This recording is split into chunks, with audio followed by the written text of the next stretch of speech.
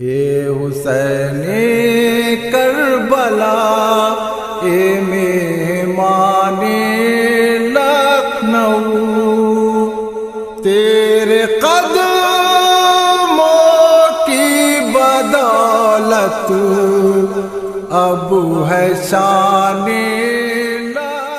ویسے تو لکھنؤ میں دوسری محرم کو کوئی قابل ذکر پروگرام نہیں ہوتا ہے، مگر 1997 کے بعد دوسری تاریخ کو لکھنؤ کی کربلا دیانت الدولہ میں اندرون کربلا قافلہ حسینی کی کربلا آمد کا منظر پیش کیا جاتا ہے۔ جیسا کہ آپ حضرات مجلسوں میں سنتے آ رہے ہیں کہ معاویہ کی وفات کے بعد یزید تخت حکومت پر بیٹھا اور اس نے امام حسین سے بیعت کا مطالبہ مدینے کے گورنر ولید بن عتبہ کی معرفت کیا۔ امام نے بیعت تو نہیں کی بلکہ 28 رجب کو مدینے سے مکہ کی طرف ہجرت اختیار کی، جس کی تفصیل آپ لوگ مجلسوں میں برابر سنتے آ رہے ہیں۔ آج میں آپ کی خدمت میں قافلہ حسینی کی وہ تفصیل پیش کر رہا ہوں جس کو مجلسوں میں بیان نہیں کیا جا سکتا، جس کو میں نے 2007 میں کراچی سے چھپی کتاب کربلا اور امیر مختار سے لیا ہے۔ ملاحظہ فرمائیے، امام حسین نے 28 رجب سن 60 ہجری کو مدینے سے ہجرت اختیار کی اور 3 شعبان سن 60 ہجری کو مکہ پہنچے۔ مدینے سے مکہ کی دوری 650 عربی میل تھی۔ اس سفر کے سلسلے میں راستے میں کوئی قابل ذکر حالات کتب تواریخ میں نہیں ملتے ہیں اور نہ ہی منازل کا ذکر کیا گیا ہے، مگر امام حسین کے سفر مکہ سے کربلا تک کے ذیل میں تمام منازل اور راستے میں پیش آنے والے واقعات کا ذکر کتب تواریخ میں تفصیل کے ساتھ موجود ہے، جس کا مختصر ذکر پیش خدمت ہے۔ ملاحظہ فرمائیں، امام حسین نے مکہ میں 4 ماہ 5 دن قیام کرنے کے بعد 8 ذی الحجہ کو کوفے کی سمت اس وقت ہجرت اختیار کی جب یزیدی فوج کے سپاہی ہاتھیوں کے بھیس میں مکہ پہنچنے لگے تھے۔ امام کی ہجرت کی خبر جب لوگوں تک پہنچی تو عمر بن عبد الرحمن، عبداللہ بن عباس، عبداللہ بن عمر اور محمد بن حنفیہ نے امام حسین کو سفر عراق کے لیے منع کیا، مگر یہ لوگ اس بات سے واقف نہیں تھے جس کی پیشین گوئی آپ کے نانا نے آپ سے کی تھی۔ الغرض اہل کوفہ کے بلانے پر امام حسین نے 8 ذی الحجہ کو اپنے اہل خاندان اور اپنے ساتھیوں کے ہمراہ کوفے کا سفر اختیار کیا۔ اس سفر میں پیش آنے والے حالات اور منازل کے بیچ کی دوری اور منازل کے نام کتب تواریخ سے پیش خدمت ہیں۔ ملاحظہ، امام حسین کا قافلہ 8 ذی الحجہ کو مکہ سے نکل کر مدینے کی سمت روانہ ہوا اور 2 میل کے فاصلے پر تنیم نامی جگہ پر رکا۔ تنیم میں یمن سے آیا ہوا ایک قافلہ ٹھہرا ہوا تھا جس سے کچھ اونٹ امام نے کرائے پر لیے۔ اسی دن امام خلاف توقع تنیم سے داہنی طرف مڑ کر ذات العرق کی طرف روانہ ہوئے۔ تنیم سے ذات العرق کی دوری 12 میل تھی۔ ذات العرق کے قریب مقام صفہ ہے جو کہ بوستان بن عامر کے راستے پر ہے۔ ذات العرق میں کچھ دیر رکنے کے بعد آپ آگے بڑھے اور الصلاح پہنچے جو کہ 17 میل کے فاصلے پر تھا۔ شاعر فذوق سے امام کی ملاقات ذات العرق میں ہوئی تھی۔ امام اسی دن ذات العرق سے آگے بڑھے اور 17 میل کے فاصلے پر الصلاح پہنچے اور 9 ذی الحجہ کو امام کا قافلہ الصلاح سے الحوائیہ کی طرف بڑھا جو کہ 35 میل کے فاصلے پر تھا۔ امام 10 ذی الحجہ کو الحوائیہ سے البقاؤ کی طرف روانہ ہوئے۔ الحوائیہ سے البقاؤ کی دوری 54 میل تھی۔ امام کا قافلہ 2 دن کا سفر طے کر کے 12 ذی الحجہ کو البقاؤ سے خیبر الاعران پہنچا۔ خیبر الاعران سے قافلہ حسینی معدن بنی سلیم کی طرف روانہ ہوا جس کی دوری 190 میل تھی۔ یہ سفر 13 سے 15 ذی الحجہ یعنی 3 دن میں پورا ہوا۔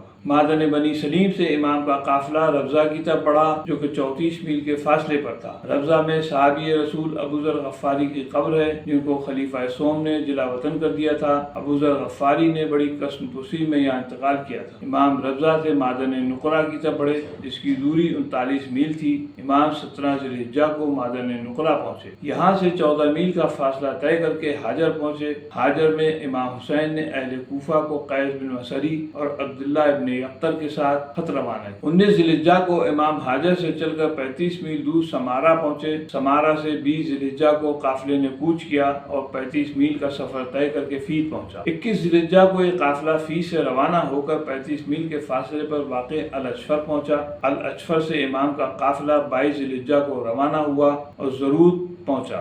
الاچفر سے زرود کی دوری 29 میل تھی۔ زرود میں امام حسین کی ملاقات صحابی رسول زہیر ابن قین سے ہوئی جو کہ بنی امیہ کے حمایتی تھے۔ امام نے انہیں اپنے ساتھ کوفہ چلنے کو کہا، وہ راضی ہو گئے۔ زہیر ابن قین آپ کے ہمراہ کربلا پہنچے اور جام شہادت نوش فرمایا۔ اس کے بعد امام کا قافلہ 23 ذی الحجہ کو ضرور سے آگے بڑھا اور 33 میل کا سفر طے کر کے ثعلبہ پہنچا۔ ثعلبہ میں امام حسین کو مسلم بن عقیل اور ہانی بن عروہ کی شہادت کی خبریں ملیں۔ 24 ذی الحجہ کو امام کا قافلہ ثعلبہ سے آگے بڑھا اور 29 میل چل کر قبر العبادی پہنچا۔ قافلہ حسینی 25 ذی الحجہ کو قبر العبادی سے آگے بڑھا اور 47 میل پر واقع زبالہ پہنچا۔ زبالہ میں امام حسین کو عبداللہ ابن یقطر کی شہادت کی خبر ملی۔ امام نے اپنے ہمراہیوں کو خطبہ دیا اور کہا کہ بہت سخت واقعات کی خبریں مجھے ملی ہیں۔ مسلم بن عقیل، ہانی اور ابن یقطر کو کوفے میں شہید کر دیا گیا ہے۔ ہمارے شیعوں نے ہمارا ساتھ چھوڑ دیا ہے۔ تم میں جو واپس جانا چاہتا ہے چلا جائے۔ یہ سنتے ہی کوئی داہنی جانب چلا تو کوئی بائیں جانب نکل گیا۔ صرف وہی افراد رہ گئے جو مدینے سے ہمراہ آئے تھے۔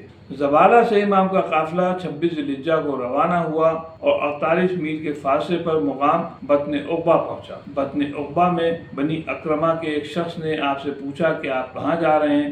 امام نے جواب دیا کہ میں کوفہ جا رہا ہوں۔ اس نے کہا کہ آپ برچھیوں اور تلواروں میں جا رہے ہیں۔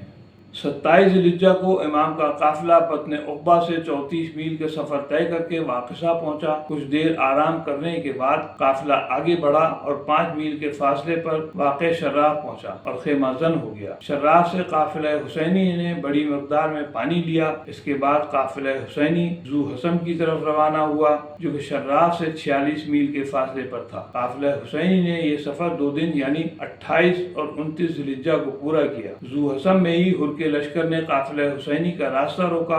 ذو حسم میں امام رکے نہیں بلکہ ہر کے لشکر کے ساتھ آگے بڑھے اور 10 میل کے بعد باعزہ پہنچے اور باعزہ میں قیام کیا۔ باعزہ میں امام حسین نے اپنے اہل قافلہ اور لشکر ہر کو خطبہ دیا۔ جب نماز کا وقت آیا تو امام نے ہر سے پوچھا کیا تم لوگ علیحدہ نماز پڑھو گے؟ ہر نے جواب دیا نہیں، ہم سب آپ کے پیچھے نماز پڑھنا پسند کریں گے۔ امام کا قافلہ لشکر ہر کے ہمراہ 1 محرم سن 61 ہجری کو باعزہ سے چل کر عزیب الحجانات پہنچا۔ یہیں پر ترمہ بن عدی، مجمع بن عبداللہ اور 2 افراد قافلہ حسینی میں آ ملے۔ ان لوگوں کو ہر نے روکنے کی کوشش کی مگر امام سے تکرار کے بعد ہر خاموش ہو گیا۔ ترمہ نے امام کو قیس بن مظہری کی شہادت کی خبر سنائی۔